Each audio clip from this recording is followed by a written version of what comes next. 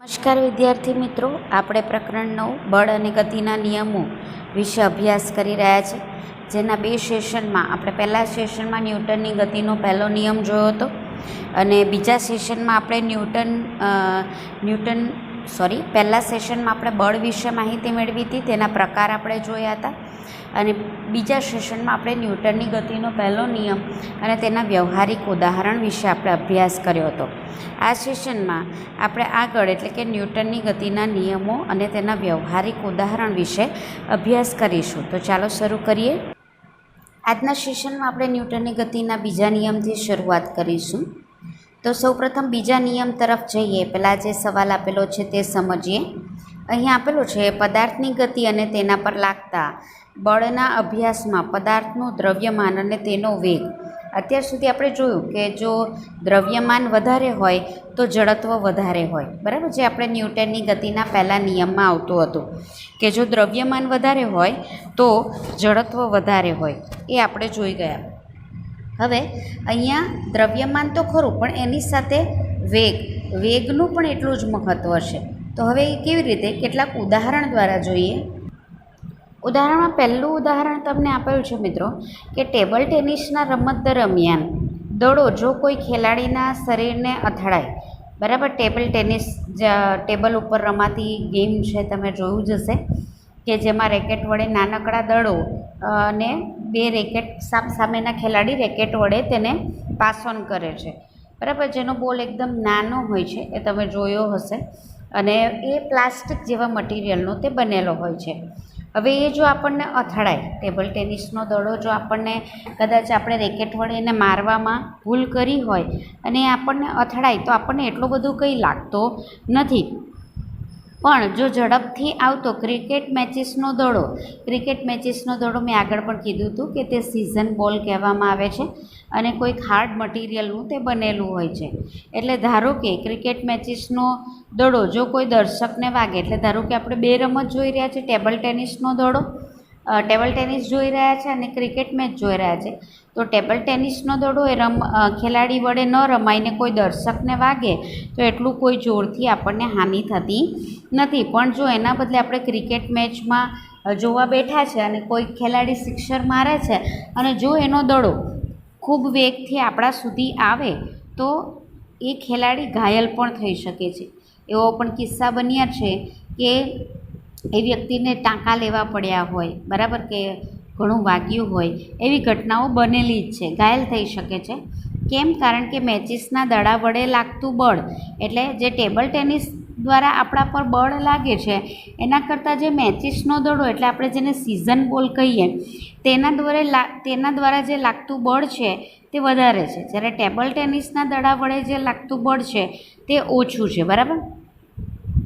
એક કાંકરી લઈ તેને કાચની તકતી પર ફેંકવામાં આવે અને ત્યારબાદ તેટલા જ વેગથી ભારે પથ્થરને કાચની તકતી પર ફેંકવામાં આવે ત્યારે કાચની તકતી પર કાંકરીની કોઈ અસર થતી નથી, જ્યારે ભારે પથ્થર દ્વારા કાચ પર વધુ ધક્કો એટલે કે બળ લાગે ને કાચ તૂટી જાય. એટલે ધારો કે નાનકડી એવી કાંકરી, માની લો રેતીનો એક ટુકડો લઈ લીધો અથવા એનાથી થોડી મોટી કાંકરી લઈ લીધી ને તમે કાચ ઉપર ફેંકો છો તો કાચને કોઈ અસર થશે નહીં. હવે વેગ એટલો જ રાખો છો, બરાબર, પણ તમે શું કરો છો, મોટો પથ્થર ફેંકો છો તો શું થશે, કાચ તરત જ તૂટી જશે. તો ઉપરના પદાર્થ પરથી, એટલે ઉપરના જે ઉદાહરણ છે એના પરથી સ્પષ્ટ છે કે બળ એ દ્રવ્યમાન પર આધાર રાખે. જેમ કે આપણે કીધું કે ટેનિસના દડાનું દ્રવ્યમાન, એટલે આપણે જેને વજન કહીએ, બરાબર, તે ઓછું છે, બરાબર. વજન અને દ્રવ્યમાન અલગ અલગ છે મિત્રો, પણ અહીંયા આપણે જે વ્યવહારિક ભાષામાં દ્રવ્યમાનને વજન તરીકે જ લેતા હોય છે, એટલે મેં અહીંયા તમને સમજાવું છું. એટલે જો દ્રવ્યમાન વધારે હોય ટેનિસના દડાનું, એટલે એના દ્વારા લાગતું બળ ઓછું છે, જ્યારે મેચિસનો દડો એટલે ક્રિકેટ મેચનો જે દડો છે, બરાબર, એનું દ્રવ્યમાન વધારે છે તો એના દ્વારા જે લાગતું બળ છે તે પણ વધારે છે. તેવી રીતે બીજા ઉદાહરણમાં તમે જોયું તો કાંકરીનું દળ ઓછું છે એટલે એના દ્વારા લાગતું બળ પણ ઓછું છે અને પથ્થરનું દળ વધારે છે તો એના દ્વારા લાગતું બળ પણ વધારે છે, એમ આપણે જોયું, બરાબર. હવે અહીંયા ધ્યાનથી જુઓ. મેળામાં ફુગ્ગા ફોડવાની ઘટનામાં બંદૂકની અંદર મગનો દાણો ગોળી તરીકે વપરાય છે, બરાબર. જો મગના દાણાને ફક્ત હાથ વડે કોઈ ફુગ્ગા પર ફેંકવામાં આવે તો ફુગ્ગો ફૂટતો નથી, પણ આ જ મગના દાણાને બંદૂકમાં ભરાવીને ફુગ્ગા પર ફોડવામાં આવે તો ફુગ્ગો ફૂટી જાય છે. કેમ? કારણ કે બંદૂકમાંથી બહાર નીકળેલ મગના દાણાનો વેગ વધારે હોય છે, તેથી ફુગ્ગા પર જે બળ લાગે છે તે વધારે હોય અને ફુગ્ગો ફૂટી જાય. હવે આ ઉદાહરણમાં તમે જુઓ, તમે જ્યારે કોઈને કોઈ વાર મેળામાં ગયા હશો ત્યારે ફુગ્ગો ફોડવાની રમત તમે રમી હશે. અમુક ફુગ્ગા એક બંદૂક આપવામાં આવે અને એના દ્વારા તમે ફુગ્ગા અમુક ફોડો એટલે તમને ઇનામ મળે. એવા પ્રકારની રમત હોય છે. હવે એમાં જે બંદૂક હોય છે મિત્રો, તે બંદૂકમાં અસલી ગોળી હોતી નથી, બરાબર? એ તો કાનૂની ગુનો છે. તો હવે રમત માટે જે આપણે બંદૂકનો ઉપયોગ કરીએ છીએ તેમાં ગોળી તરીકે મગનો દાણો વાપરવામાં આવે છે.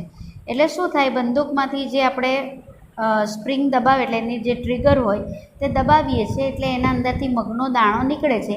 એ જો ફુગ્ગા ઉપર પડ્યો, બરાબર, તો ફુગ્ગો ફૂટી જાય છે. જ્યારે આપણે એ જ ઘરમાં માની લો કે આપણે રમત રમવી છે, આપણી પાસે બંદૂક નથી, ઓકે, અને તમે મગનો દાણો હાથમાં લો છો. એ જ મગનો દાણો છે જે આપણે મેળામાં લીધો તો એવું જ હોય ને મગનો દાણો. તો હવે હાથમાં લઈને તમે ફુગ્ગા પર ફેંકો છો, પણ તમે એ રમત ઘરે રમી શકતા નથી હાથથી. કેમ એવું? તો તમે જ્યારે હાથથી મગનો દાણો ફેંકો છો ત્યારે મગના દાણાનું તો દળ એટલું જ છે કે જેટલું તમે મેળામાં વાપર્યો તો મગનો દાણો. પણ અહીંયા ફરક શું આવી જાય છે કે જ્યારે તમે એને બંદૂકમાંથી ફેંકો છો ત્યારે તે મગના દાણાનો વેગ વધારે હોય છે, પણ હાથથી ફેંકો છો ત્યારે એ મગના દાણાનો વેગ ઓછો હોય છે.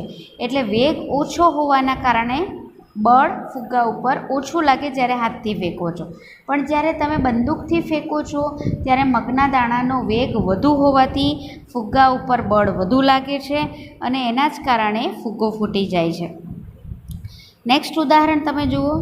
રોડ સાઈડમાં સ્થિર ઊભેલી ટ્રકથી કોઈ જોખમ નથી, પણ 5 મીટર પર સેકન્ડના ઓછા વેગથી ગતિ કરતી ટ્રકના લીધે જો અકસ્માત થાય તો રસ્તા પરના વ્યક્તિનું મૃત્યુ પણ થઈ શકે છે. હવે અહીંયા જરા જુઓ કે ધારો કે તમે ક્યાંક ફરવા જઈ રહ્યા છો, એટલે કે રોડ ઉપર ચાલી રહ્યા છો અને એક ટ્રક ઊભેલી છે, તો એ ટ્રકને જોઈને તમને ડર લાગતો નથી. હવે એ જ ટ્રક જો ચાલુ થઈ અને ખાલી 5 મીટર પર સેકન્ડ, ખાલી 5 મીટર પર સેકન્ડ ના વેગથી જો એ તમારા તરફ આવે તો તમે સાઈડ પર હટી જશો. કેમ? ટ્રક તો એ જ છે, ઊભેલી હતી તો કેમ બીક ના લાગી, અને ગતિમાં આવી તો કેમ બીક લાગી? કારણ કે ઊભેલી હતી તો તેના દ્વારા તમારા પર કોઈ બળ લાગતું નહીં હતું, પણ તમે જ્યારે એને ગતિમાં જુઓ છો તો તેની ગતિના કારણે તમારા પર લાગતું બળ વધારે હશે અને એના કારણે વ્યક્તિ ઘાયલ થઈ શકે અથવા વ્યક્તિનું મૃત્યુ પણ થઈ શકે છે. તો આ બંને ઉદાહરણ પરથી તમે જોયું કે બંનેમાં વસ્તુ તો એક જ છે, એટલે એનું દ્રવ્યમાન તો સરખું જ છે, પણ શું બદલાઈ જાય છે? અહીં વેગ બદલાઈ જાય છે. આમ અહીં ઉપરના જે ચારે ચાર પહેલાં 2 ઉદાહરણ જોયા એમાં આપણે જોયું કે જો દ્રવ્યમાન વધારે તો બળ વધારે, અને બીજા 2 ઉદાહરણ એટલે 3 અને 4 નંબરના ઉદાહરણમાં આપણે જોયું કે જો દ્રવ્યમાન સરખું રાખવામાં આવે પણ વેગ બદલવામાં આવે, એટલે કે વેગ વધારે તો બળ વધારે. એટલે આમ અહીં તમે કહી શકો કે જે બળ છે 2 બાબત પર આધાર રાખે છે. એક તો પદાર્થનું દ્રવ્યમાન અને બીજો તેનો વેગ, બરાબર? તો ઉપયોગ ચારેય ઉદાહરણના વર્ણન પરથી સ્પષ્ટ છે કે કોઈ ગતિ કરતો પદાર્થ બીજી વસ્તુ સાથે અથડાય છે ત્યારે તેના પર ઉદ્ભવતી અસર એ અથડાતા પદાર્થના દળ પર પણ આધાર રાખે છે અને વેગ પર પણ આધાર રાખે છે. આમ પદાર્થની ગતિ અને તેના પર લાગતા બળના અભ્યાસ માટે દળ અને વેગ બંનેનું, એટલે તમે કોઈપણ પદાર્થ પર કેટલું બળ લાગશે, કોઈપણ પદાર્થ પર કોઈ પદાર્થ દ્વારા કેટલું બળ લાગશે તે તમે કોના અભ્યાસ દ્વારા નક્કી કરી શકો? તો કે જે બળ લગાડે છે તે પદાર્થનું દળ કેટલું છે અને તેનો વેગ કેટલો છે, એ બંને ઉપર આધાર રાખે છે. તો હવે આ બંને એટલે કે પદાર્થના દળ અને વેગ સાથે સંકળાયેલી ભૌતિક રાશિ છે અને તે છે વેગમાન. એટલે ઇન શોર્ટ, પદાર્થ પર લાગતું બળ એ દળ અને વેગ પર આધાર રાખે છે અથવા તો તેના વેગમાન પર આધાર રાખે છે. તો પ્રશ્ન એ થાય કે વેગમાન એટલે શું, બરાબર? તો વેગમાન એટલે વેગમાનની વ્યાખ્યા પદાર્થના દળ અને વેગના ગુણનફળ એટલે કે ગુણાકારને પદાર્થનું વેગમાન કહેવાય. એટલે પદાર્થનું વેગમાન બરાબર દળ ગુણ્યા વેગ, કોઈપણ પદાર્થનું દળ અને એ પદાર્થના વેગના ગુણાકારને પદાર્થનું વેગમાન કહેવાય. પદાર્થના વેગમાનને પી વડે દર્શાવવામાં આવે છે. દળને તમે જાણો છો એમ વડે દર્શાવાય ને વેગની સંજ્ઞા પણ તમે જાણો છો વી વડે દર્શાવાય. માટે પી ઇઝ ઇક્વલ ટુ શું થશે? એમ વી. ક્લિયર? એટલે પદાર્થનું વેગમાન પી બરાબર શું થશે? એમ વી. જ્યાં પી એ પદાર્થનું વેગમાન છે, એમ પદાર્થનું દળ અને વી પદાર્થનો વેગ છે. કિલો બરાબર. હવે તેનો એકમ જોઈએ મિત્રો. તો હવે તમે જાણો છો કે એમ એટલે શું? પદાર્થનું દળ. પદાર્થનું દળ શેમાં મપાય? કિલોગ્રામમાં. ત્યાર પછી તમે જાણો છો વી એટલે શું? તો તે છે પદાર્થનો વેગ.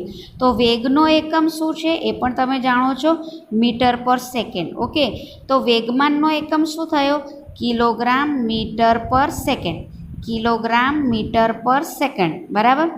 અને નાના એકમ જોઈએ તો કિલોગ્રામનો નાનો એકમ છે ગ્રામ, મીટરનો નાનો એકમ છે સેન્ટીમીટર, ને સેકન્ડથી નાનો કોઈ એકમ આવતો નથી, માટે તે સેકન્ડ જ રહેશે.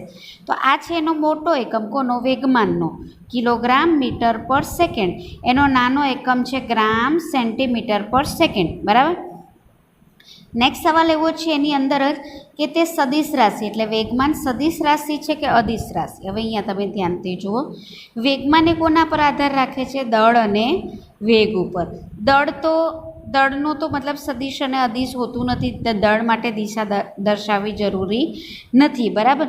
પણ અહીંયા તમે જોશો તે વેગ પર પણ આધાર રાખે છે અને વેગ સદિશ રાશિ છે, માટે વેગમાન પણ કેવી રાશિ થશે?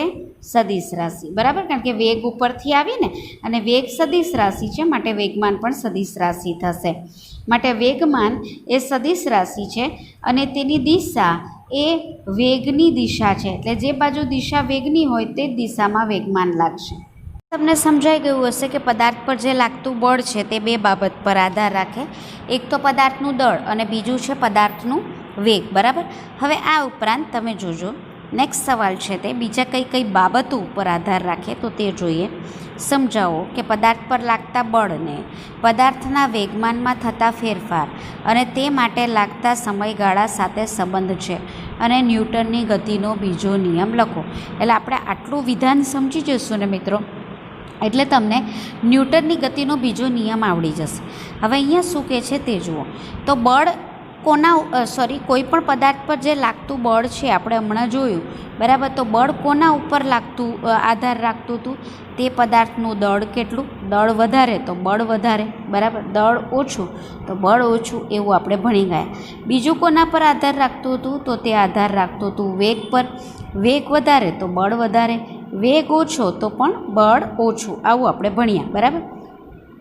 હવે નેક્સ્ટ એક છે અને દળ અને વેગ બંને એક સાથે આવે એવી કઈ રાશિ હતી? તો કે વેગમાન. ઓકે, તો એનો અર્થ એમ થાય કે પદાર્થ પર લાગતું બળ એ પદાર્થના વેગમાન પર આધાર રાખે.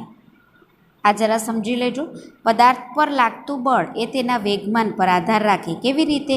તો બળ કોના પર આધાર રાખતું હતું? દળ અને વેગ પર. અને દળ અને વેગનો ગુણાકાર શું કહેવાય? વેગમાન. તો માટે બળ કોના પર આધાર રાખે? વેગમાન પર આધાર રાખે. બરાબર. વેગમાન વધારે એટલે આ વધારે તો બળ વધારે, વેગમાન ઓછું એટલે કે આ ઓછું તો બળ ઓછું. ક્લિયર? હવે અહીંયા જે સમજવાના છે તે જરા જુઓ. ખાલી દળ અને વેગ પર આધાર નથી રાખતો, એ કેટલા સમય માટે લાગે છે. એટલે દળ પદાર્થનો વેગ કેટલા સમય માટે લાગે છે તેના પર બી આધાર રાખીએ. જેમ કે આપણે અહીંયા જરાક ઉદાહરણથી જોઈશું. ધારો કે એક ખરાબ બેટરીવાળી કારને સુરેખ રસ્તા પર 1 મીટર પર સેકન્ડના વેગ પ્રાપ્ત કરવા માટે ધક્કો મારવામાં આવે, જે તેના એન્જિનને ચાલુ કરવા માટે પૂરતો છે. જો 1 કે 2 વ્યક્તિ તેને ક્ષણિક ધક્કો મારે તો તે ચાલુ નહીં થાય, પણ જો થોડા સમય સુધી ધક્કો મારશે તો કારનો વેગ વધવાના કારણે ઉદ્ભવતા ક્રમિક પ્રવેગથી તે આપેલ ઝડપ એટલે કે 1 મીટર પર સેકન્ડ પ્રાપ્ત કરે છે. હવે આવું તમે ઘણીવાર જોયું પણ હશે ને અનુભવ્યું પણ હશે. ઘણીવાર કાર કે કોઈ ગાડી જ્યારે ચાલુ ના થાય ત્યારે આપણે એને ધક્કો મારીએ. બરાબર. હવે આ જે ધક્કો મારીએ છીએ તો થોડો સમય સુધી આપણે ધક્કો મારવો પડે. ધારો કે તમને એક ઉદાહરણ આપ્યું છે કે એક ખરાબ બેટરીવાળી કાર છે, એ ચાલતી નથી, એને ધક્કો મારશો તો ચાલુ થશે. હવે ક્યારે ચાલુ થશે? જ્યારે તમે એને ધક્કો મારશો અને જે કારનો જે વેગ છે તે 1 મીટર પર સેકન્ડનો વેગ પ્રાપ્ત કરે તો કાર ચાલુ થાય. તો એના માટે તમે થોડો ધક્કો કારને મારો છો, પણ તેનો વેગ 1 મીટર પર સેકન્ડ થતો નથી. તો શું થશે? કાર ચાલુ થશે નહીં. તો હવે ખાલી થોડો ધક્કો મારી દીધો ને છોડી દીધું, હવે એવું ચાલશે નહીં. એટલે તમે શું કરો છો? જે ગાડી ચાલુ નથી થઈ તો તમે વધારે ધક્કો માર્યો. વધારે ધક્કો મારવાના કારણે એ જે કારનો વેગ છે તે એણે 1 મીટર પર સેકન્ડ પ્રાપ્ત કરી લીધો. એટલે કાર હવે ચાલુ થઈ ગઈ. બરાબર? તો અહીંયા શું કર્યું? તમે જેટલો ધક્કો મારતા હતા એ જ છે, એટલે કે જેટલું બળ લગાડતા હતા તે જ છે, પણ કાર નહીં ચાલુ થયેલી થોડો ધક્કામાં, પણ થોડું વધારે વખત સુધી તમે ધક્કો માર્યો તો કાર ચાલુ થઈ ગઈ. એટલે અહીંયા તમે શું વધારે વખત મતલબ શું વધારી દીધું? સમય વધારી દીધો. એટલે આનો અર્થ એ થાય કે કારના વેગમાનનો ફેરફાર ફક્ત બળના મૂલ્ય વડે માપી શકાતો નથી, પરંતુ જેટલા સમય સુધી બળ લાગે છે તે સમયગાળો પણ ધ્યાનમાં લેવો પડે.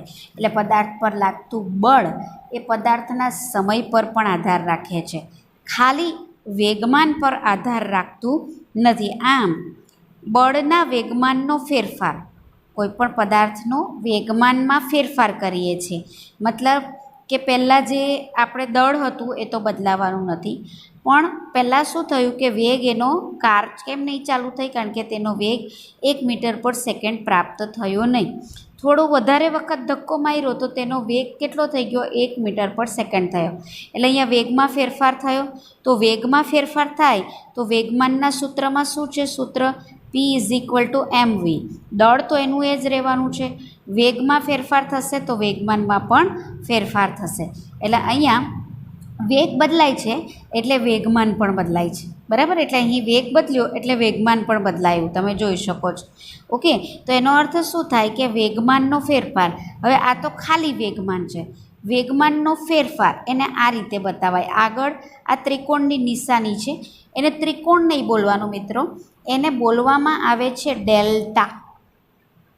ક્લિયર? આનો અર્થ થાય ડેલ્ટા પી. ડેલ્ટા પીનો મતલબ શું થાય? વેગમાનમાં ફેરફાર. ઓકે, તો આ જે વેગમાનમાં ફેરફાર થાય છે તેના ઉપર બળ કેટલા સમય સુધી લાગે છે, એટલે કે સમયના ફેરફાર સાથે પણ સંબંધિત છે. જેમ વેગમાનના ફેરફારને મેં ડેલ્ટા પી કીધું, તો સમયના ફેરફારને શું કહીશું? Delta T. ફેરફાર બતાવવા માટે આ ત્રિકોણ જેવી નિશાની એટલે કે ડેલ્ટાનો ઉપયોગ થાય. એટલે વેગમાનમાં ફેરફાર અને સમયમાં ફેરફાર બંને પર આધાર રાખે કોણ? બળ. ઓકે, અને આ જે સંબંધ છે એટલે કયો? વેગમાનમાં ફેરફાર ને સમયનો ફેરફાર, એને ન્યૂટનની ગતિના બીજા નિયમ મુજબ તમે સમજાવી શકો છો. તો એ શું છે? તો તે જોઈએ. ન્યૂટનની ગતિનો બીજો નિયમ આવું કહે છે મિત્રો, કોઈ પદાર્થના વેગમાનમાં થતા ફેરફારનો સમય દર તેના પર લાગતા અસંતુલિત બળ જેટલો અને બળની દિશામાં હોય છે. હવે હું તમને જે આ સમજાવું છું વિધાન, તેને કેવી રીતે લખાય તો તે જુઓ. વેગમાનનો ફેરફાર, વેગમાનનો ફેરફાર એટલે તમે શું લખશો? ડેલ્ટા પી. ફેરફારનો સમય દર, સમય દર મતલબ કેટલા સમયમાં તે ફેરફાર થયો, એટલે સમયનો ફેરફાર. ડેલ્ટા પીના છેદમાં ડેલ્ટા ટી. બરાબર? એટલે કહેવાય વેગમાનના ફેરફારનો સમય દર. તમને યાદ હોય તો જ્યારે મેં તમને પ્રવેગ સમજાવેલું તો પ્રવેગમાં પણ એવું જ હતું મિત્રો, વેગના ફેરફારનો સમય દર. તો વેગના ફેરફારનો સમય દર એટલે વેગનો ફેરફાર ને છેદમાં સમય, આવું પ્રવેગનું સૂત્ર હતું. તેવી રીતે અહીંયા શું છે? વેગમાનના ફેરફારનો સમય દર એટલે વેગમાનનો ફેરફાર છેદમાં સમયનો ફેરફાર, એવું આવશે. બરાબર? આ જે સમય દર છે એટલે ડેલ્ટા પીના છેદમાં ડેલ્ટા ટી એ કોના જેટલો હોય? તો પદાર્થ પર લાગતા બળના મૂલ્ય જેટલો હોય. બળને ઇંગ્લિશમાં ફોર્સ કહેવાય, ફોર્સ. અને એ પરથી બળની સંજ્ઞા જે છે તે છે એફ. બરાબર? એટલે વેગમાનના ફેરફારનો સમય દર તેના પર લાગતા બળ જેટલો હોય અને બળની દિશા એટલે લાગતા બળની દિશા કોની દિશામાં હોય? વેગમાનની દિશામાં. ક્લિયર? અને આને જ ન્યૂટનની ગતિનો બીજો નિયમ કહેવાય.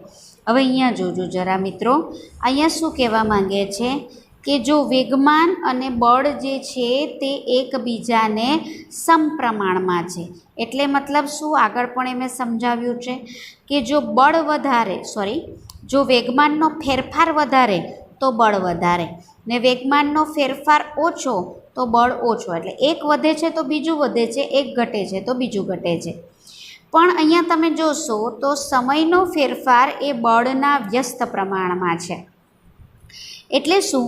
જો સમય વધે છે, વ્યસ્તનો મતલબ થાય એક વધે બીજું ઘટે. એટલે જો સમયનો ફેરફાર વધે છે તો બળ ઘટે છે ને સમયનો ફેરફાર ઘટે છે તો બળ વધે છે. આ ઘટે તો આ વધે, આ વધે તો આ ઘટે. ક્લિયર? ઊંધું થાય. એને વ્યસ્ત પ્રમાણમાં કહેવામાં આવે.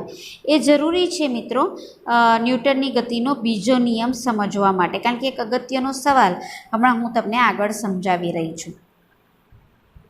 એક અગત્યનો સવાલ મિત્રો જે તમને સ્ક્રીન ઉપર દેખાઈ રહ્યો છે, ખૂબ જ અગત્યનો સવાલ છે આ, કે ન્યૂટનની ગતિનો બીજો નિયમ લખો અને F=ma સૂત્રની તારવણી કરો. ખૂબ જ અગત્યનો સવાલ મિત્રો આ બહુ વાર એક્ઝામમાં પૂછાયેલો છે. તમારે ન્યૂટનની ગતિનો બીજો નિયમ લખવાનો અને F=ma સૂત્રની તારવણી કરવાની છે. પણ ઇઝી મિત્રો, તો જોજો.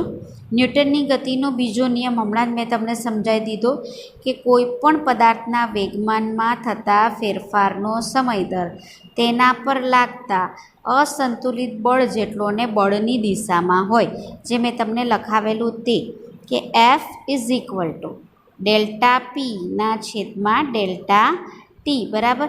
વેગમાનના ફેરફારનો સમય દર તેના પર પદાર્થ પર લાગતું બળ એ તેના વેગમાનના ફેરફારના સમય દરના સમપ્રમાણમાં હોય છે અને બળની દિશા એ વેગમાનના ફેરફારની દિશામાં હોય છે. આ ન્યૂટનની ગતિના બીજા નિયમનું વિધાન છે. હવે એના પરથી આપણે સૂત્રની તારવણી કરીએ તો તે જુઓ. સૂત્રમાં છે કે F=ma સૂત્રની તારવણી. હવે ધારો કે કોઈ m દળ ધરાવતું, કારણ કે કોઈ દિવસ પદાર્થનું દળ બદલાવાનું નથી, એ આપણે ભણી ગયા છે કે તમે ચંદ્ર ઉપર જશો કે ગમે ત્યાં જશો, પદાર્થના દળમાં કોઈ ફેરફાર થવાનો નથી. તો ધારો કે એક પદાર્થ છે તેનું દળ m છે બરાબર. પદાર્થ સુરેખ પથ પર એક સીધા રસ્તા પર ગતિ કરી રહ્યો છે, કારણ કે આપણે અત્યાર સુધી ગતિનો વિચારે સુરેખ પથ પર ગતિ કરતા પદાર્થ માટે વિચારેલો છે. પથ પર u જેટલા પ્રારંભિક વેગથી ગતિ કરે છે.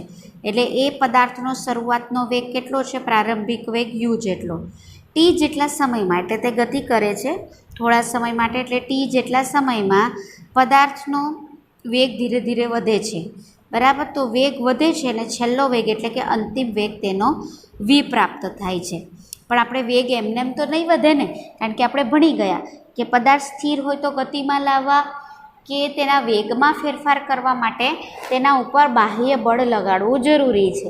તો તેનો પ્રારંભિક વેગ u છે ને v જેટલો વેગ તેનો વધી જાય છે. કેમ વધે છે? તેના ઉપર આપણે બળ લગાડીએ છીએ તો. ઓકે, તો હવે અહીંયા તમે જુઓ, પદાર્થનું દળ કેટલું હતું? m.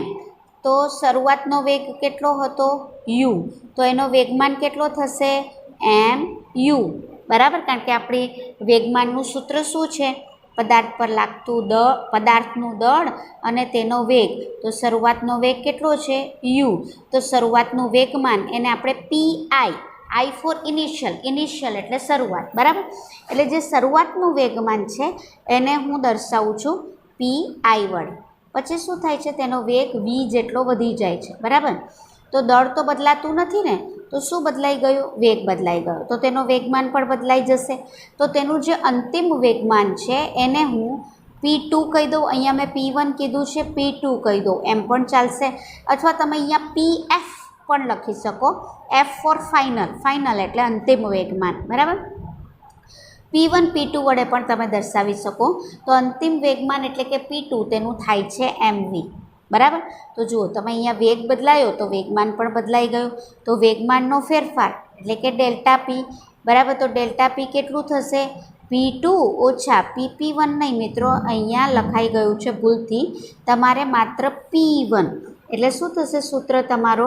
વેગમાનનું ફેરફાર ડેલ્ટા પી બરાબર P2 માઇનસ P1 એટલે વેગમાનમાં થતો ફેરફાર, પહેલાં અંતિમ વેગમાન ઓછા પ્રારંભિક વેગમાન, બરાબર.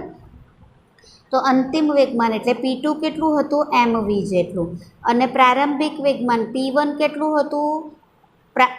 અંતિમ વેગમાન કેટલું હતું? mv જેટલું, ને પ્રારંભિક વેગમાન કેટલું હતું? mu જેટલું. હવે આ બંનેમાં શું નથી બદલાયું? તમે જોશો તો પદાર્થનું દળ નથી બદલાતું, m એટલે એમને કોમન કાઢી લીધું, એટલે કાઉન્સમાં રહેશે v માઇનસ યુ. આ શું આવ્યું મિત્રો તમારું?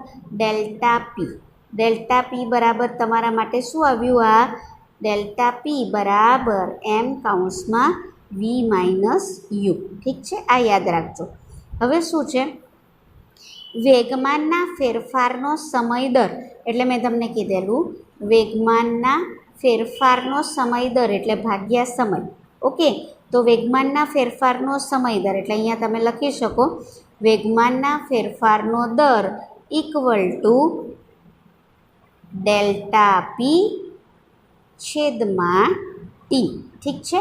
હવે ડેલ્ટા પી બરાબર આપણે શું શોધ્યું? m કાઉન્સમાં v માઇનસ યુ, અહીંયા લખી દીધું, છેદમાં ટી. ઓકે, હવે આપણે ન્યૂટનની ગતિના બીજા નિયમ આપણને વિધાને શું કીધું?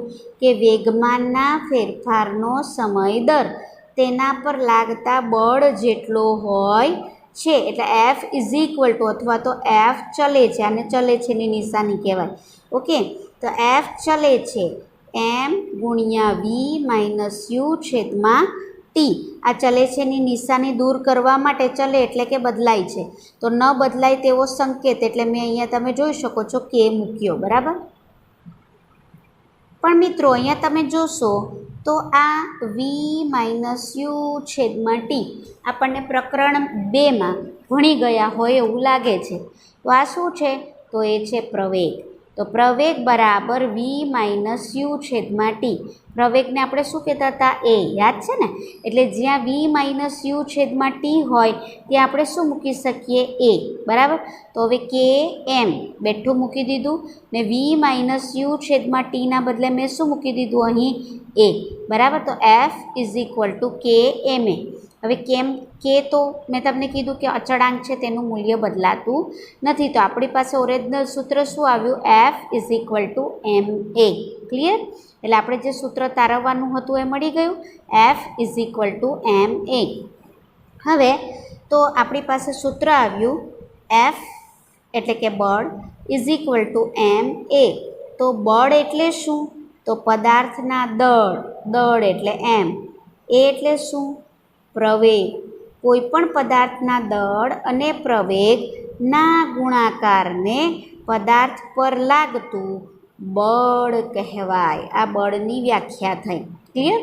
આગલા સેશનમાં તમને બળ વિશે એટલે બળની વ્યાખ્યાની સમજૂતી ઓલરેડી આપી ચૂકી છું કે જે અસર વડે પદાર્થ સ્થિર હોય તો ગતિમાં આવે, ગતિમાં હોય તો તેના વેગમાં ફેરફાર થાય, તે અસરને બળ કહેવામાં આવે. એ પણ લખી શકો, અથવા તમે આ વ્યાખ્યા પણ લખી શકો, પદાર્થના દળ અને પ્રવેગના ગુણાકારને બળ કહેવાય.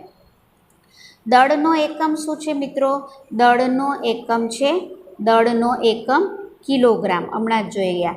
પ્રવેગનો એકમ શું છે? મીટરના છેદમાં સેકન્ડ સ્ક્વેર. દળનો એકમ છે કિલોગ્રામ, પ્રવેગનો એકમ છે મીટરના છેદમાં સેકન્ડનો વર્ગ. તો બળનો એકમ શું આવ્યો? કિલોગ્રામ મીટરના છેદમાં સેકન્ડનો વર્ગ. ક્લિયર? હવે આ જે શોધનાર વૈજ્ઞાનિક કોણ હતા? આપણે કોની ગતિના નિયમો ભણી રહ્યા છે? ન્યૂટનની ગતિના નિયમો. એટલે શોધનાર વૈજ્ઞાનિક કોણ હતા? ન્યૂટન. તો એ પરથી જે બળનો એકમ છે આ પણ લખો તો ચાલે, કિલોગ્રામ મીટર પર સેકન્ડ સ્ક્વેર, અથવા તો બળનો એકમ છે ન્યૂટન. યાદ રાખજો મિત્રો. તો હવે ન્યૂટનની વ્યાખ્યા શું? જો મિત્રો બળની જે વ્યાખ્યા છે એના પરથી આપણે ન્યૂટનની વ્યાખ્યા આપીએ. 1 કિલોગ્રામ દળ ધરાવતા પદાર્થમાં 1 મીટર પર સેકન્ડ સ્ક્વેર 1 મીટર પર સેકન્ડના વર્ગનો પ્રવેગ ઉત્પન્ન કરવા માટે લાગતા બળને 1 એકમ બળ અથવા 1 ન્યૂટન બળ કહેવામાં આવે છે. ક્લિયર?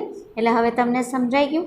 આપણે કેટલું આ તમારું સૂત્ર જે હતું કે બળ બરાબર કે એમ એ એવું હતું ને, તો એમ બરાબર 1 કિલોગ્રામ લીધું, પ્રવેગ પણ 1 એકમ લીધો અને બળ પણ ત્યારે કેટલું થઈ ગયું 1 એકમ, એટલે કે બરાબર પણ 1 થશે.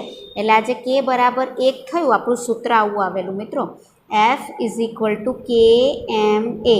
એમાં એમ કેટલું લીધું 1, એ કેટલું લીધું 1, કારણ કે અહીંયા છે ને એમ 1 કિલોગ્રામ, પ્રવેગ 1 મીટર પર સેકન્ડ, એટલે શું થશે 1 ગુણ્યા 1 બરાબર. અને બળ પણ કેટલું લાગતું હતું 1 એકમ. તો કે બરાબર કેટલું થઈ ગયું, અહીંયા કેની વેલ્યુ નથી મૂકી, તો કે બરાબર બધું 1 1 છે, તો કે બરાબર પણ 1 આવશે ને.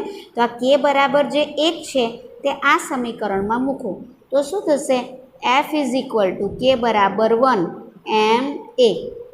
ક્લિયર? એટલે આપણી પાસે સૂત્ર આવી ગયું, F = MA, કારણ કે 1 વડે MA ગુણો તો MA જ આવવાના ને, બરાબર. એટલે આ રીતે તમે F = MA સૂત્રની તારવણી કરી. હવે આપણે જ્યારે ન્યૂટનની ગતિનો પહેલો નિયમ ભણેલા ત્યારે મેં તમને કીધેલું કે ન્યૂટનની ગતિના ત્રણેય નિયમનો આપણે વ્યવહારમાં ઉપયોગ રોજે રોજ કરતા હોઈએ છીએ, પણ બસ આપણું ધ્યાન નથી હોતું કે આપણે અહીં ન્યૂટનના ગતિના નિયમોનો ઉપયોગ કરી રહ્યા છીએ. તો શું ન્યૂટનની ગતિના બીજા નિયમનો પણ આપણે ઉપયોગ કરતા હોઈએ છીએ? તો જુઓ કેટલાક ઉદાહરણ.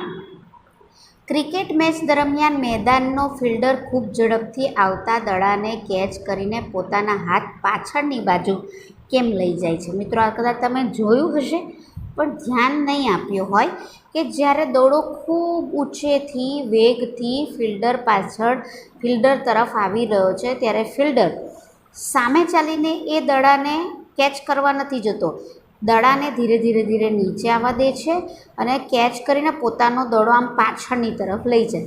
હવે એવું કેમ? એ સ્ટાઇલ મારતો હશે? ના, એની પાછળ નિયમ છે. નિયમ કયો? તો તે જુઓ, તે છે ન્યૂટનની ગતિનો બીજો નિયમ. હવે થાય છે શું, દડાને તમે મિત્રો હંમેશા યાદ રાખજો કે જે સૂત્ર તમને કહું છું એ સૂત્ર તમે હમણાં યાદ રાખશો તો તમે દરેક જે વિધાન છે, કારણ કે આ તમને કારણ સ્વરૂપે પૂછાઈ શકે અથવા સમજાવો સ્વરૂપે આ જ સવાલ જે તમને પૂછેલો છે એવી રીતે પૂછાય, તો તમારે છે ને સમજાવવા માટે આ સૂત્ર યાદ રાખવાનું. F = ∆P/T,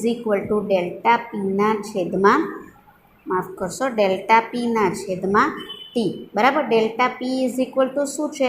આ છે વેગમાનનો ફેરફાર, બરાબર. વેગમાન કોના પર આધાર રાખે છે? યાદ રાખજો, mv પર, એટલે કે દળ અને વેગ ઉપર.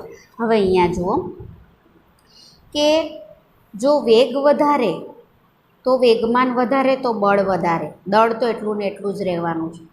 જો સમય વધારે તો બળ ઓછું, એ મેં તમને સમજાવેલું, બરાબર. અહીંયા ઉપયોગ થશે કેવી રીતે? તો જુઓ, દડાનો કેચ કરીને હાથ પાછળની બાજુ લઈ જવાથી ફિલ્ડર ખૂબ ઝડપથી ગતિ કરતા દડાનો વેગ શૂન્ય કરવા માટે સમય વધારી નાખે છે. હવે અહીંયા જુઓ શું કરે છે, ફિલ્ડર કેચ કરી રહ્યો છે એટલે જે બોલ છે એનું દળ એટલે કે એમ એ તો સરખું જ રહેવાનું છે. ખૂબ વેગથી આવી રહ્યો છે એટલે વી વધારે છે, એમ પણ વધારે છે સિઝન બોલનું ને વી પણ વધારે છે. તો નેચરલી જો સામે ચાલીને પેલો બોલ ક્રિકેટર કેચ કરવા ગયો તો એના હાથમાં એને બહુ લાગશે. તો હવે ઓછું લાગે એના માટે એણે શું કરવું જોઈએ? તો કે સમય વધારી દેવો જોઈએ. કેમ? તો સમય વધશે તો બળ ઓછું લાગશે એટલે એના હાથમાં ઓછું લાગશે. એટલે શું કરશે કે સમય વધારવા માટે પોતાના હાથને આમ પાછળની તરફ લઈ જશે, એટલે કેચ કરવાનો સમય વધી ગયો. સમય વધશે એટલે બળ ઓછું લાગશે, બરાબર ને. તેથી દડાના પ્રવેગમાં ઘટાડો થાય છે અને પરિણામે ખૂબ ઝડપથી ગતિ કરતા દડાને કેચ કરતી વખતે લાગતો આઘાત એટલે જે આપણને હાથમાં લાગે છે તેને ઘટાડી શકાય છે. એટલે દડાને રોકવા માટે ફિલ્ડરે નાના મૂલ્યનું બળ લગાડવું પડે છે ને તેથી દડો પણ ફિલ્ડરના હાથમાં નાના મૂલ્યનું બળ લગાડે છે ને ઈજા વગર સરળતાથી કેચ કરી નાખે છે. તમારે આટલા લાંબુ ના લખવું હોય તમે લખી શકો કે પદાર્થ પર લાગતું બળ એ વેગમાનના ફેરફાર અને સમયના ગુણોત્તર પર આધાર રાખે છે. ખૂબ વેગથી દડો આવી રહ્યો છે એટલે એનું વેગમાન વધારે છે, એટલે જો કેચ કરવા ગયો ક્રિકેટર તો તેના હાથમાં બળ વધારે લાગશે.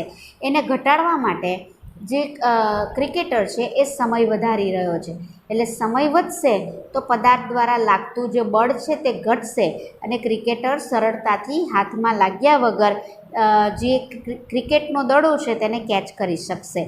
જો દડાને અચાનક રોકવામાં આવે તો મોટો વેગ ખૂબ ટૂંકા ગાળામાં, એટલે સપોઝ કે આગળ ચાલીને લાવ જલ્દી કેચ કરી લઉં એવી રીતે તે કેચ કરવા ગયો તો શું થશે કે વેગ વધારે છે, બરાબર. અહીં જે વેગ છે તે વધારે છે એટલે જે બળ છે તે વધારે થશે એટલે ક્રિકેટરને લાગશે. એટલે માટે વેગમાનનો ફેરફાર વધશે અને ક્રિકેટરને લાગશે અને માટે એ ન થાય એટલા માટે પોતાનો હાથ પાછળની તરફ લઈ જાય છે. એટલે આશા રાખું છું આમાં તમને સમજણ પડી હશે. જો ક્રિકેટ તો આપણે બધાએ જોયું છે, પણ કોઈ વાર આવી રીતે ન્યૂટનની ગતિનો બીજો નિયમ લાગતો હશે. એ કદાચ ક્રિકેટર એ ભણ્યા હશે ત્યારે એમને હશે, પણ કેચ કરતી વખતે એમને યાદ નથી રહેતું કે એઓ ન્યૂટનની ગતિના બીજા નિયમનો ઉપયોગ કરી રહ્યા છે. નેક્સ્ટ સવાલ છે મિત્રો તે આ પ્રમાણે છે, ન્યૂટનની ગતિનો બીજો નિયમ એ પહેલા નિયમ સાથે સુસંગત એટલે સંબંધ ધરાવે છે.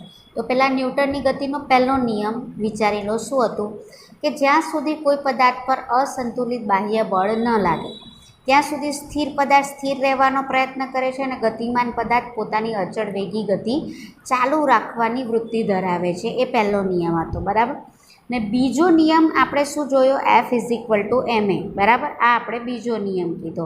તો હવે બંને એકબીજા સાથે કનેક્ટેડ છે, કેવી રીતે તે જુઓ. તો પદાર્થ પર લાગતું બળ F=ma, એના બદલે હું મૂકી દઉં છું v - u/t. હવે આ ટીને હું અહીંયા ગુણું છું, બરાબર.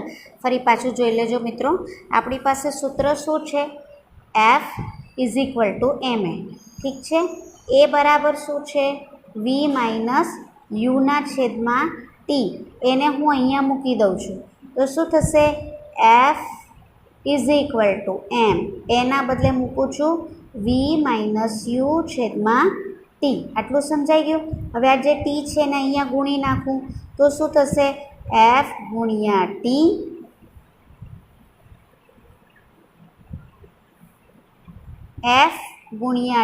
બરાબર mv - u. ઓકે, આ રીતે સૂત્ર આવશે. તો Ft=mv - u. અહીંયા સુધી સમજાઈ ગયું. જો પદાર્થ પર બાહ્ય બળ લાગતું ન હોય, સપોઝ તમે વિચારો કે આપણે કોઈ બળ જ નથી લગાડતા પદાર્થ પર, એટલે F શું થશે, 0 થશે, બરાબર. 0 × t એટલે પણ શું થશે, 0, એટલે આ થઈ ગયું 0, બરાબર. આપણી પાસે રહ્યું m(v - u). આનો અર્થ શું થાય, આને હું કૌંસ ગુણાકાર કરી નાખું તો mv - mu ઇક્વલ ટુ શું થશે, 0, બરાબર. હવે હું આ mu ને આ બાજુ લઈ જાઉં તો પ્લસ માઇનસ છે તો શું થઈ જશે, પ્લસ, એટલે શું થશે, mu બરાબર mv, ઓકે, અથવા mv બરાબર mu, બંને સરખું જ છે. હવે આ બંનેમાં શું બદલાતું નથી, પદાર્થનું દળ એટલે m, તો એમને હું અહીંયાથી આમ કેન્સલ કરી નાખું, ઠીક છે. તો આપણી પાસે શું રહ્યું, v = u અથવા u = v.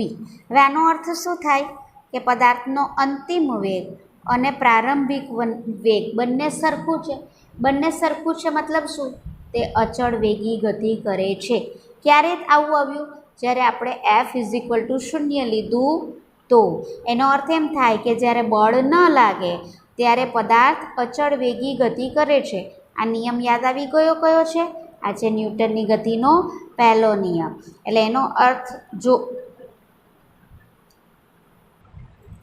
જો પદાર્થ પર બાહ્ય બળ ન લાગે તો m દળનો પદાર્થ u જેટલા સમાન વેગથી t જેટલા સમયગાળા દરમિયાન ગતિ કરશે, મતલબ તેના વેગમાં કોઈ ફેરફાર થશે નહીં. એટલે વધુમાં u = 0 હોય તો v = 0 થાય. આનો મતલબ શું થયો? v = u તો u 0 તો v 0, v 0 તો u 0. 0 મતલબ શું? તે પદાર્થ સ્થિર છે, ગતિ જ કરતો નથી. મતલબ બાહ્ય બળ ન લાગતું હોય તો સ્થિર પદાર્થ સ્થિર જ રહેશે ને ગતિમાં રહેલો પદાર્થ ગતિ અવસ્થા જાળવી રાખશે. આ શું છે? ન્યૂટનની ગતિનો પહેલો નિયમ. પણ આપણે આ ન્યૂટનની ગતિનો પહેલો નિયમ લાવ્યા કોના પરથી?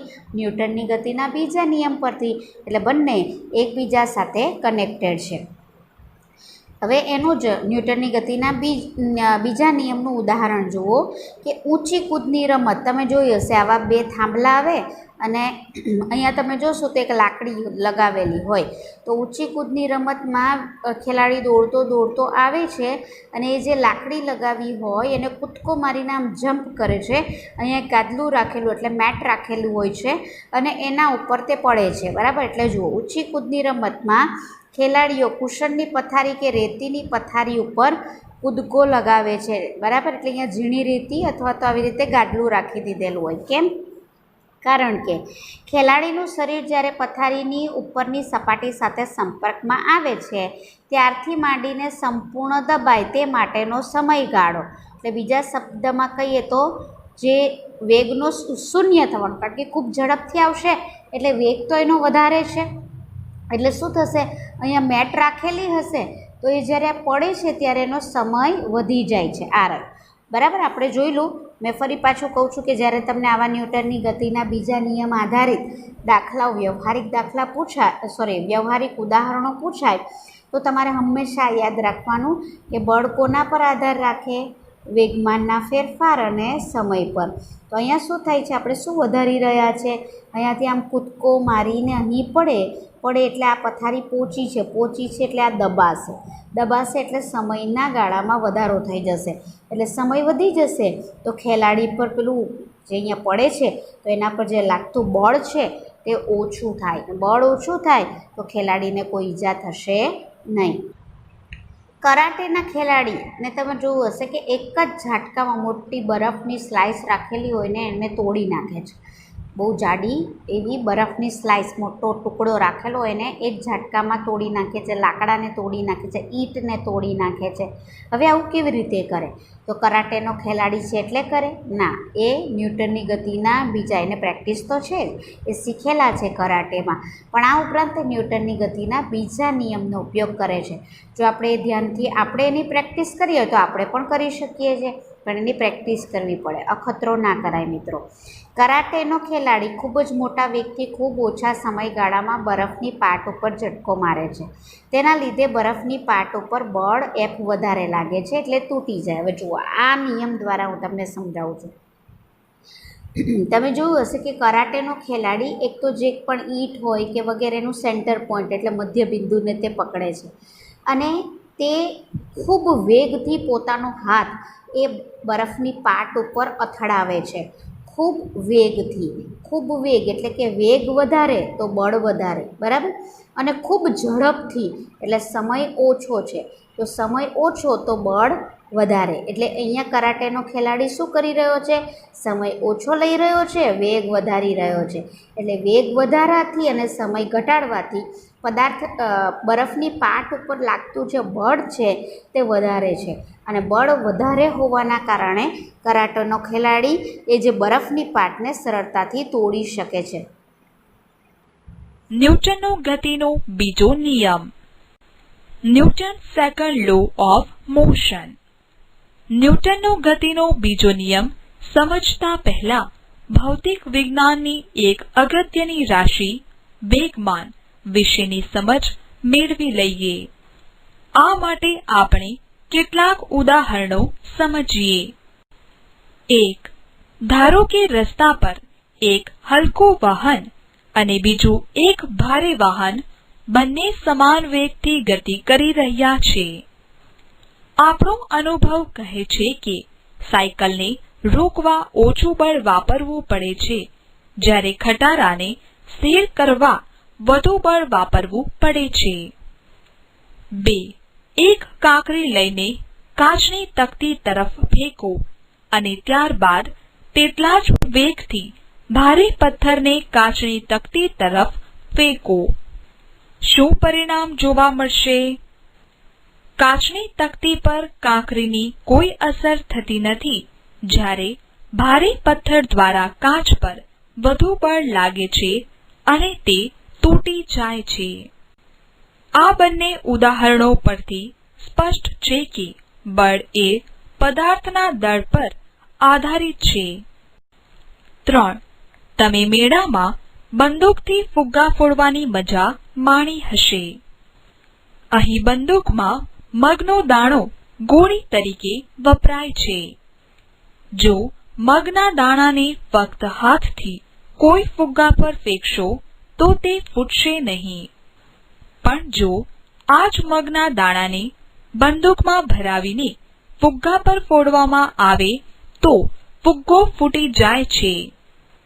અહીં ફુગ્ગો શાના કારણે ફૂટ્યો? મગના દાણાના કારણે? મગના દાણાના વેગના કારણે? હકીકતમાં બંદૂકમાંથી નીકળેલ મગના દાણાનો વેગ ખૂબ જ વધારે હોય છે, જેને કારણે ફુગ્ગો ફૂટી જાય છે. આ બધા ઉદાહરણો પરથી હવે તમને ખ્યાલ આવ્યો હશે કે ગતિ અને બળના અભ્યાસમાં પદાર્થનું દળ અને વેગ બંને સરખું મહત્વ ધરાવે છે. આ ભૌતિક રાશિ વડે આપણને વિશેષ માહિતી મળે છે. વેગમાન, મોમેન્ટમ. પદાર્થના દળ અને વેગના ગુણનફળને પદાર્થનું વેગમાન કહે છે.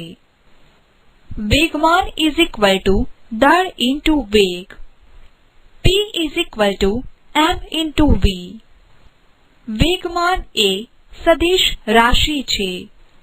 વેગમાનની દિશા વેગની દિશામાં જ હોય છે. વેગમાનનો SI એકમ કિલોગ્રામ મીટર બાય સેકન્ડ છે.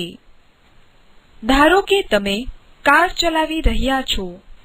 હવે જો કાર અટકાવવી હોય તો જ્યારે તમે ધીમેથી બ્રેક લગાડશો તો કારનો વેગ ધીમે ધીમે ઓછો થઈ થોડા સમયમાં તે અટકશે, પરંતુ જો કાર તાત્કાલિક અટકાવવાની જરૂર પડે તો બહુ જોરથી બ્રેક લગાડશો તો કાર જલ્દીથી અટકી જશે.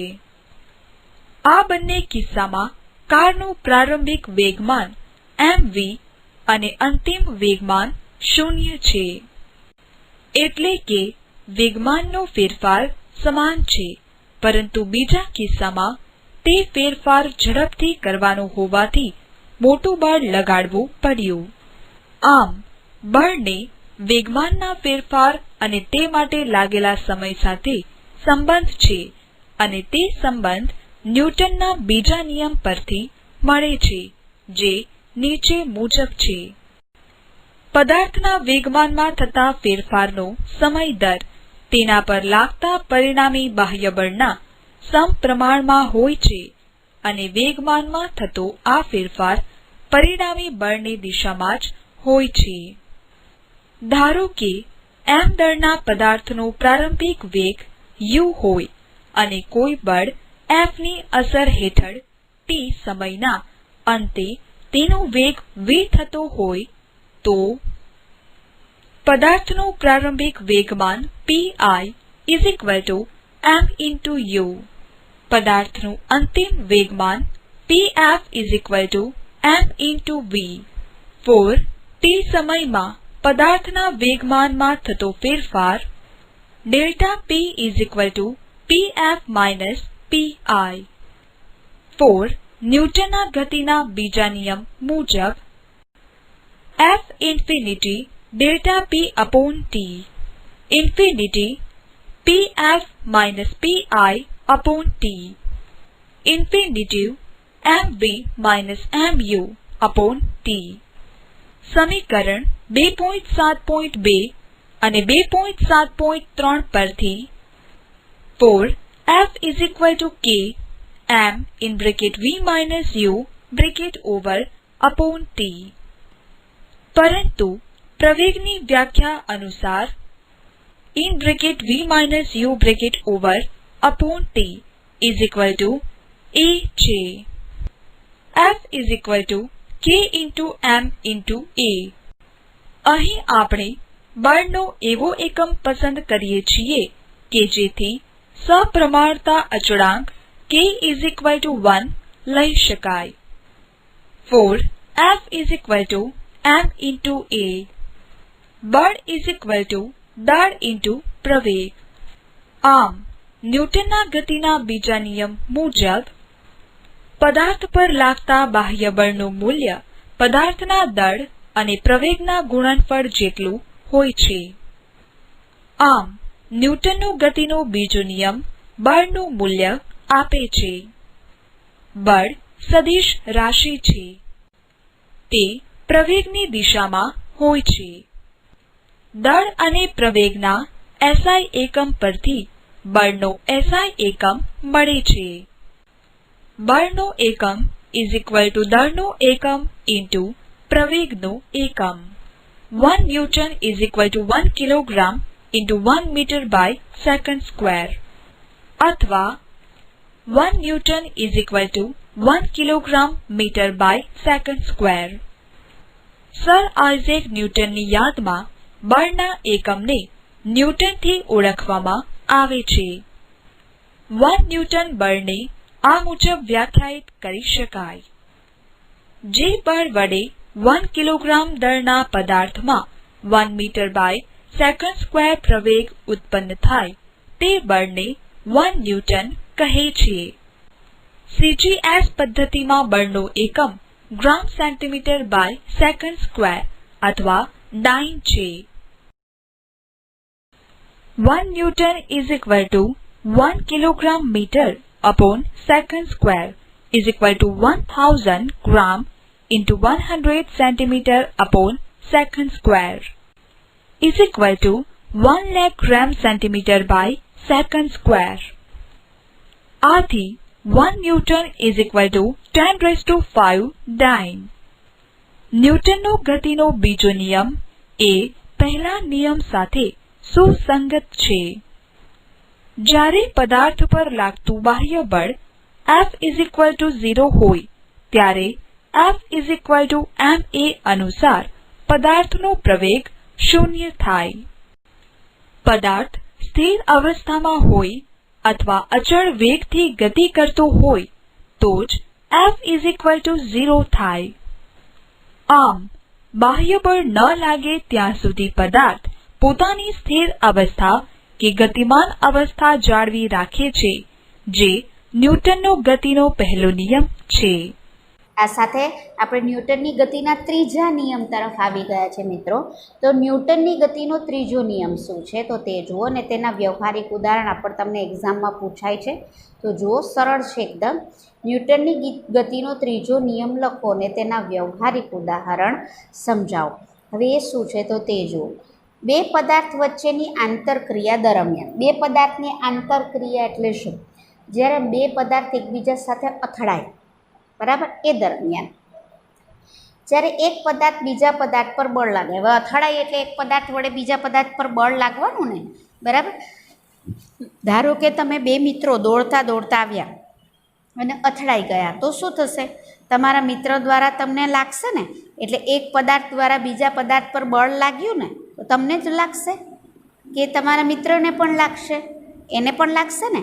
એટલે જુઓ, જ્યારે એક પદાર્થ બીજા પદાર્થ પર બળ લગાડે છે ત્યારે બીજો પદાર્થ પણ તેટલું જ બળ એ જ સમયે પહેલા પદાર્થ પર લગાડે છે, બરાબર. એટલે તમે જોશો કે તમે તમારા મિત્ર પર જેટલું બળ લગાડો છો એટલું જ બળ તમારો મિત્ર તમારા ઉપર લગાડશે. પણ તમે જોજો, જ્યારે દોડતા દોડતા તમે આવો છો ને અથડાવ છો, તો બંને જ્યારે પડી જાઓ છો તો બંને વિરુદ્ધ દિશામાં પડી જાઓ છો. તમારી દિશા જે પડવાની હોય તે વિરુદ્ધ હોય છે. એટલે આ બળો બંને સરખા હશે પણ બંનેની દિશા કેવી હશે? વિરુદ્ધ હશે. એટલે બળ સરખા મૂલ્યના હશે પણ વિરુદ્ધ દિશામાં હશે. ને આ બળ અલગ અલગ પદાર્થ પર લાગે છે તે કદાપી એક જ પદાર્થ એટલે બે મિત્રોની વાત કરીને એક જ પદાર્થ પર આ નિયમ લાગુ પડતો નથી. ઉદાહરણ તરીકે તમને બીજું આપ્યું છે કે ફૂટબોલની રમતમાં ઘણીવાર આપણે ફૂટબોલ તરફ જોવામાં અને તેને વધારે બળથી કિક મારવાનો પ્રયત્ન કરતી વખતે પ્રતિસ્પર્ધીના ટીમના ખેલાડી સાથે અથડાઈ જઈએ છીએ. એટલે ફૂટબોલની મેચમાં વધારે જોવા મળે. આપણે પણ ઘટના જે જોવા મળે મેં તમને ઉદાહરણ દ્વારા સમજાયું કે જ્યારે બે ખેલાડીઓ ફૂટબોલને કિક મારવામાં પોતે ફૂટબોલને કિક મારે એ માટે પ્રયત્ન કરી રહ્યા છે, તો જ્યારે આવી રીતે ખેલાડીઓ રમતના મેદાનમાં અથડાઈ જાય અને આ ઘટનામાં આપણે અને પ્રતિસ્પર્ધી ટીમનો ખેલાડી બંને ઈજાગ્રસ્ત રહે. જે બી બે વ્યક્તિ અથડાયા બંનેને ઈજા થાય, કારણ કે બંને એકબીજા પર સરખા મૂલ્યના બળો લગાડે છે. ટૂંકમાં એકલા અટુલા બળનું અસ્તિત્વ નથી. અહીંયા તમે જુઓ, મેં પહેલાં જ કીધું કે પહેલો પદાર્થ જેટલું બળ બીજા પદાર્થ પર લગાડે છે તેટલું જ બળ બીજો પદાર્થ પહેલા પદાર્થ પર બળ લગાડે છે. મતલબ અહીંયા એકલું અટુલું બળનું અસ્તિત્વ નથી. બળો હંમેશા જોડીમાં હોય, પણ દિશા કેવી હોય? વિરોધી હોય.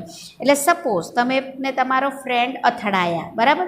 હવે તમારા દ્વારા તમારા ફ્રેન્ડ ઉપર જે બળ લાગે છે ને એને ક્રિયાબળ કહેવાય, ને તમારો ફ્રેન્ડ તમારા ઉપર જે બળ લગાડે છે ને એને પ્રતિક્રિયાબળ કહેવાય. તો એનો મતલબ શું થયો? ઇઝી રીતે કહું તો ક્રિયાબળ અને પ્રતિક્રિયાબળના મૂલ્ય સરખા પરંતુ વિરુદ્ધ દિશામાં હોય છે. એને ન્યૂટનની ગતિનો ત્રીજો નિયમ કહેવામાં આવે છે. હજી તમે અહીંયા જુઓ, એના ઉદાહરણ આપેલા છે, તમને આ આકૃતિ બતાવી છે, બરાબર. હવે આકૃતિમાં દર્શાવ્યા મુજબ એક સાથે જોડેલી બે સ્પ્રિંગ, આ બે સ્પ્રિંગ છે એક સાથે જોડેલી છે, ના બેલેન્સનો વિચાર કરો. બેલેન્સ બીનો એક છેડો એક દિવાલ જેવા દળ આધાર સાથે જડિત હોય. સપોઝ કે આ જે બી છે એનો આ એક છેડો છે એને એક દિવાલ સાથે લગાવેલો છે, તેથી તે સ્થિર છે, એટલે આ દિવાલ સ્થિર છે. જ્યારે બેલેન્સ એના મુક્ત છેડા પાસે બળ લગાડવામાં આવે, એટલે ધારો કે તમે આ જે એ સ્પ્રિંગનો છેડો છે એને ખેંચો છો ને બળ લગાડો છો, ત્યારે જોઈ શકાય છે કે બંને સ્પ્રિંગના બેલેન્સ તેમના સ્કેલ પર એક સરખું. એટલે જ્યારે તમે ખસેડો ને ત્યારે જેટલું આ સ્પ્રિંગ ખસશે, એટલે બી તમે જુઓ આટલું ખસ્યું, આ તમને અહીંયા માર્ક દ્વારા બતાવેલું, એટલું જ એ સ્પ્રિંગ પણ પોતાના માર્ક ઉપર ખસશે. ક્લિયર? એટલે ધારો કે અહીંયા તમારે દર્શાવવા માટે આમાં આંકડા 1, 2, 3 એવું લગાવી દો, એક સરખા મૂલ્યના. જેટલા અંતરે અહીંયા લગાવો છો તેટલા જ અંતરે અહીંયા લગાવો, તો જેટલી આ સ્પ્રિંગ ખસશે તેટલી જ આ સ્પ્રિંગ ખસશે. તો અહીં તમે જોશો એનો અર્થ એમ થાય કે એ દ્વારા બી પર લાગતું બળ જેટલું છે તેટલું જ બળ બી દ્વારા એ પર લાગે છે. ક્લિયર? તો એ દ્વારા બી પર લાગતું બળને ક્રિયાબળ કીધું અને બી દ્વારા એ પર લાગતા બળને આપણે શું કીધું? પ્રતિક્રિયાબળ. ક્લિયર? પ્રતિક્રિયાબળ કીધું. તો હવે ધારો કે આપણે ન્યૂટનની ગતિના ત્રીજા નિયમનું જે વાક્ય છે એટલે કે વિધાન છે એને મેં તમને ઓલરેડી સમજાવી દીધું. તે જ અહીં લખેલું છે કે ક્રિયાબળ અને પ્રતિક્રિયાબળના મૂલ્ય સરખા હોય પરંતુ પરસ્પર વિરુદ્ધ દિશાના હોય છે. હજી પણ તમે નેક્સ્ટ ઉદાહરણ જોઈ શકો કે જ્યારે આપણે રસ્તા પર ચાલીએ છીએ ત્યારે ન્યૂટનના ગતિના ત્રીજા નિયમ અનુસાર બળની જરૂરિયાત ઊભી થાય છે ને જેથી આપણા શરીરમાં પ્રવેગ ઉદ્ભવે છે અને તેથી તેના માટે આપણું સ્નાયુ પેશી બળ રસ્તાના પાછળની તરફ લગાવીએ છીએ. પરિણામે ન્યૂટનના ગતિના ત્રીજા નિયમ મુજબ આપણે રસ્તા વડે તે જ સમયે આપણા પગ પર તેટલા જ મૂલ્યનું વિરુદ્ધ દિશામાં પ્રતિક્રિયા બળ લાગે. હવે એ જુઓ આ શું કીધું તે. જ્યારે આપણે ચાલીએ છીએ મિત્રો ત્યારે ધ્યાનથી જોજો કે આપણે આગળની તરફ આપણું શરીર જાય છે પણ આપણા પગ એ રસ્તા ઉપર પાછળની દિશામાં જાય છે, એ તમે જોયું હશે, બરાબર. એટલે શું થાય છે કે ચાલવા માટે આપણા સ્નાયુઓ એટલે પગના સ્નાયુઓ દ્વારા બળ રસ્તા ઉપર લાગે છે અને તેટલું જ બળ રસ્તા દ્વારા આપણા શરીર ઉપર લાગે છે, પણ બંને વિરુદ્ધ દિશામાં હોય. એટલે આપણે બળ રસ્તા પર પાછળની દિશામાં લગાડીએ છીએ તો રસ્તો આપણા ઉપર બળ આગળની દિશામાં લગાવીએ, એટલે આપણે ચાલીએ છીએ ત્યારે આગળની તરફ જઈએ છીએ પણ પગ એ પાછળની તરફ જાય છે. એટલે હવે સમજાઈ ગયું કે ક્રિયાબળ અને પ્રતિક્રિયાબળ સરખા મૂલ્યના હોય છે પણ દિશા વિરુદ્ધ હોય છે. તેથી ઉપરોક્ત ઉદાહરણ પર રસ્તા પર આપણા દ્વારા બળ લાગવા છતાં રસ્તો ઓકે. હવે અહીંયા શું કહે છે કે ટીચર તમને એમ સવાલ થાય ને કે રસ્તો આપણા પર બળ લગાડીએ તો આપણે તો આગળ ખસીએ છીએ, ઓકે, પણ રસ્તો કેમ ખસતો નથી? કારણ કે આપણા દ્વારા જેટલું રસ્તા પર બળ લગાડે છે એ બળ એટલું બધું નથી હોતું કે રસ્તાને ખસેડી જાય, પણ રસ્તા દ્વારા જે આપણા પર બળ લાગે છે એ એટલું છે કે આપણે ખસી શકીએ. ક્લિયર? તેથી ઉપરોક્ત ઉદાહરણમાં રસ્તા દ્વારા આપણા પર બળ લાગવા છતાં રસ્તો ગતિ કરતો નથી. ક્લિયર? હવે સમજાઈ ગયું હશે. નેક્સ્ટ જે એનું વ્યવહારિક ઉદાહરણ જુઓ તો આમ તો રિયલ બંદૂક મારા કે તમારા હાથમાં ન આવી હોય મિત્રો, પણ આપણે પિક્ચરો જોયા હશે દેશભક્તિના કે વગેરે, તો એમાં જ્યારે જે સૈનિક હોય ત્યારે ગોળી ચલાવતો હોય તો ત્યારે તમે એ જે સૈનિકને ગોળી ચલાવતી વખતે આમ બંદૂક પાછળની તરફ આવે છે તેવું તમે જોયું હશે. તો શું થાય છે કે અહીં એક સ્પ્રિંગ રાખેલી હોય અને બંદૂક રાખેલી હોય, તો શું થાય છે, આ ટ્રિગર વડે આપણે બળ લગાડીએ છીએ, એ સ્પ્રિંગને લાગે, સ્પ્રિંગ એ બળ ગોળીને લગાવે એટલે ગોળી આગળની તરફ ધક્કો થાય. બરાબર? એટલે આ ક્રિયાબળ થઈ ગયું. ગોળી દ્વારા તેટલું જ પ્રતિક્રિયાબળ બંદૂક ઉપર લાગે. હવે બંદૂકને કોણે પકડી છે તો કે આપણે, એટલે બંદૂકને જેટલું બળ લાગશે એટલું આપણને બળ લાગશે, પણ કેવું થશે, એ વિરુદ્ધ દિશામાં હશે. એટલે અહીંયા ક્રિયાબળ અને પ્રતિક્રિયાબળ વિરુદ્ધ દિશામાં હશે. ક્લિયર? ત્યાર પછી નેક્સ્ટ જુઓ, આ તમે જોયું હશે ઘરમાં, ભલે આ મતલબ આપણે બોટમાં ના ગયા હોય, ઘરમાં પણ આ ઉદાહરણ તમે જોઈ શકો. જુઓ તમે કે ધારો કે એક નાવમાં સવાર એક વ્યક્તિ છે, એટલે કે ખલાસી છે, નદી કિનારે સ્થિર બોટમાં ઊભો છે અને હોડી પરથી આગળ તરફ તે કૂદકો મારે, એટલે એને કિનારા ઉપર આવવું છે એટલે આગળની તરફ કૂદકો મારે. હવે આ આપણે ક્યારે બને છે, જ્યારે ઘરમાં કોઈ ટેબલ ખુરશી વગેરે ઉપર આપણે ચડ્યા છીએ અને અચાનક એના ઉપરથી આપણે કૂદકો મારીએ છીએ, ત્યારે આ જ ઘટના થાય છે. ત્યારે આપણે શું કરીએ છીએ, આગળની તરફ કૂદકો મારીએ છીએ, તો જે બોટ છે તે પાછળની તરફ જાય છે. બરાબર? તો તેવી રીતે જ્યારે આપણે ખુરશી પરથી કૂદકો મારીએ છીએ તો આપણે આગળની તરફ પડીએ છીએ તો ખુરશીને પાછળની તરફ ધક્કો લાગે છે. આઘાત અને પ્રત્યાઘાત થયો મિત્રો. આ ઉપરાંત તમે જે ટીવી સ્ક્રીન ઉપર જોયું હશે કે રોકેટ લોન્ચ કરવામાં આવે અવકાશમાં, જ્યારે ઉપગ્રહ લોન્ચ કરવા માટે રોકેટ લોન્ચ થતું હોય, કદાચ એ વિડીયો કોઈ વાર મિત્રો તમે જોયો હોય, તો એ જ્યારે રોકેટ ઉપરની તરફ ગતિ જાય ત્યારે નીચેથી ખૂબ આગ નીકળતી હોય એવું લાગે. તો એ આગ એટલે રોકેટ સળગી નથી જતું, પણ એટલું બધું ઈંધણ એટલે જેમ પેટ્રોલ ડીઝલ ઈંધણ કહેવાય ને, તેવી રીતે રોકેટને ચલાવવા માટેનું જે ઈંધણ હોય તેને ઘણું લાખો ટન ઈંધણને બાળવામાં આવે. એટલે અતિ વેગથી વાયુ એ રોકેટનો નીચેનો ભાગ હોય તેના ઉપરથી નીચે તરફથી નીકળે છે અને એટલો ધક્કો, જેટલું ધક્કાથી પેલું જે ઈંધણનું વાયુ નીકળી રહ્યો છે, જેમ આપણી ગાડીમાં નથી સાયલેન્સરમાંથી વાયુ નીકળતો, તો જેટલું ઝડપથી એ વાયુ રોકેટમાંથી નીકળે છે એટલા જ વેગથી ઉપરની તરફ રોકેટ લોન્ચ થાય છે. ક્લિયર? એટલે અહીંયા તમે જોઈ શકો છો ક્રિયાબળ અને પ્રતિક્રિયાબળ સરખા મૂલ્યના પરંતુ પરસ્પર વિરુદ્ધ દિશામાં હોય છે. તો આ તમે ન્યૂટનની ગતિના ત્રીજા નિયમો આજે જોયા. તો આજે ન્યૂટનની ગતિનો ત્રીજો નિયમ તમને સમજાવ્યો ને તેના ઉદાહરણ તમને સમજાવ્યું. ફરી રિવાઇઝ કરવા માટે હું અહીં એને વિડીયો દ્વારા સમજાવી રહી છું. આપણે જાણીએ છીએ કે ક્રિકેટનો ખેલાડી બોલ કેચ કરીને તે પોતાના હાથને દડાની ગતિની દિશામાં પાછળ લઈ જાય છે. આમ કરવાથી વધારે વેગમાનથી આવતા દડાનું વેગમાન ધીમે ધીમે ઘટે છે, તેમજ આ માટેના જરૂરી સમય ટીને તે વધારવાનો પ્રયત્ન કરે છે. F=Δp/T અનુસાર ટી વધવાથી Fનું મૂલ્ય ઘટે છે. પરિણામે ખેલાડી કોઈ જાતની ઈજા વગર સરળતાથી કેચ કરી શકે છે. 2.9 ન્યૂટનનો ગતિનો ત્રીજો નિયમ. Newton's third law of motion. ન્યૂટનનો ગતિનો ત્રીજો નિયમ આ મુજબ છે.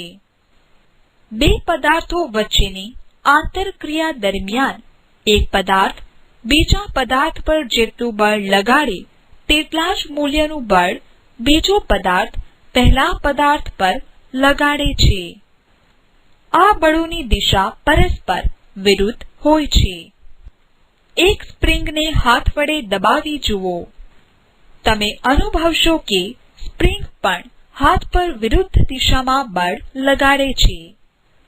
આમ બે પદાર્થો A અને B વચ્ચેની આંતરક્રિયા દરમિયાન જો પદાર્થ A પર પદાર્થ B દ્વારા લાગતું બળ FAB હોય અને પદાર્થ B પર પદાર્થ A દ્વારા લાગતું બળ FBA હોય તો ન્યૂટનના ગતિના ત્રીજા નિયમ મુજબ FAB FBA.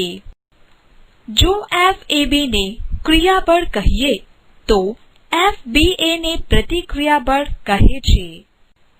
અહીં કોઈ પણ એક બળને આઘાત અને બીજા બળને પ્રત્યાઘાત કહી શકાય.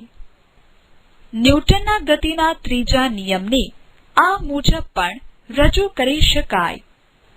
આઘાત અને પ્રત્યાઘાત હંમેશા સમાન મૂલ્યના અને પરસ્પર વિરુદ્ધ દિશામાં હોય છે. અહીં આઘાત અને પ્રત્યાઘાત બંને અલગ અલગ પદાર્થ પર એક સાથે લાગતા હોય છે. ન્યૂટનના ગતિના ત્રીજા નિયમ મુજબ કુદરતમાં એકલા અટુલા બળનું અસ્તિત્વ હોતું નથી. બળ હંમેશા જોડીમાં જ હોય છે. આ સમજવા માટે આપણે કેટલાક ઉદાહરણો જોઈએ. 1. ટેબલ પર પડેલું પુસ્તક તેના વજનના કારણે ટેબલની સપાટી પર અધો દિશામાં વજન બળ W લગાડે છે, જેને ક્રિયાબળ કહી શકાય. પરંતુ આ બળને કારણે પુસ્તક અધો દિશામાં ગતિ કરતું નથી, એટલે કે આ બળને સંતુલતું બળ પુસ્તક પર એવું લાગતું હોવું જોઈએ જેથી પરિણામી બાહ્ય બળ શૂન્ય થાય. આ શક્ય ત્યારે જ બને જ્યારે ટેબલની સપાટીએ પુસ્તક પર પુસ્તકના વજન બળ જેટલું પ્રતિક્રિયા બળ R તેના પર વિરુદ્ધ દિશામાં ઊર્ધ્વ દિશામાં લગાવે. આથી R W જે સાબિત કરે છે કે ક્રિયાબળ અને પ્રતિક્રિયાબળ સમાન મૂલ્યના અને વિરુદ્ધ દિશામાં હોય છે. જુઓ આકૃતિ 2.11. 2. જ્યારે વ્યક્તિ જમીન પર ચાલે છે ત્યારે તેના પગ દ્વારા જમીન પર બળ લાગે છે, જેને ક્રિયાબળ કહી શકાય. આ જ સમયે જમીન દ્વારા વ્યક્તિના પગ પર પણ બળ લાગે છે, જે પ્રતિક્રિયા બળને કારણે વ્યક્તિ આગળ જઈ શકે છે. જુઓ આકૃતિ 2.12a. આકૃતિ 2.12 ન્યૂટનના ગતિના ત્રીજા નિયમના વ્યવહારિક ઉદાહરણો. 3. તરવૈયો પોતાના હાથ અને પગ વડે પાણીને પાછળની તરફ ધકેલીને પાણીમાં આગળ વધે છે. જુઓ આકૃતિ 2.12b. 4. રોકેટમાં બળતણનું દહન થતાં ઉત્પન્ન થતો વાયુ તળિયે રહેલ નોઝલ વાટે પૂરઝડપે બહાર આવે છે, જેના પરિણામે રોકેટ ઉપર તરફ ઉંચકાય છે. 5. રાઇફલમાંથી જ્યારે ગોળી છોડવામાં આવે છે ત્યારે ગોળી આગળ જાય છે અને રાઇફલ પાછળની દિશામાં ધકેલાય છે. અહીં રાઇફલ ગોળી પર આગળની તરફ ક્રિયાબળ લગાડે છે, જ્યારે ગોળી રાઇફલ પર પાછળની દિશામાં તેટલું જ પ્રતિક્રિયાબળ લગાડે છે. જુઓ આકૃતિ 2.13. ગોળી દ્વારા રાઇફલ પર લાગતું પ્રતિક્રિયાબળ. આકૃતિ 2.13. પ્રવૃત્તિ 7. એક મોટો ફુગ્ગો લો અને તેમાં હવા ભરો. આ ફુગ્ગાના મુખને દોરીથી બાંધી દો. હવે એક સ્ટ્રો લઈ આકૃતિ 2.14 દર્શાવ્યા અનુસાર ફુગ્ગા પર પ્લાસ્ટિકની ટેપથી ચોંટાડો. આ સ્ટોરની વચ્ચેના ભાગમાંથી દોરી પસાર કરીને તેના બંને છેડાને આકૃતિમાં બતાવ્યા પ્રમાણે દિવાલ સાથે બાંધો. હવે ફુગ્ગાના મુખ આગળની દોરી છોડી દો. ફુગ્ગામાં ભરેલી હવા તેના મુખમાંથી બહાર નીકળશે. ફુગ્ગાની ગતિનું અવલોકન કરો. અહીં ન્યૂટનના ગતિના ત્રીજા નિયમનો કેવી રીતે ઉપયોગ થયો તેની ચર્ચા કરો.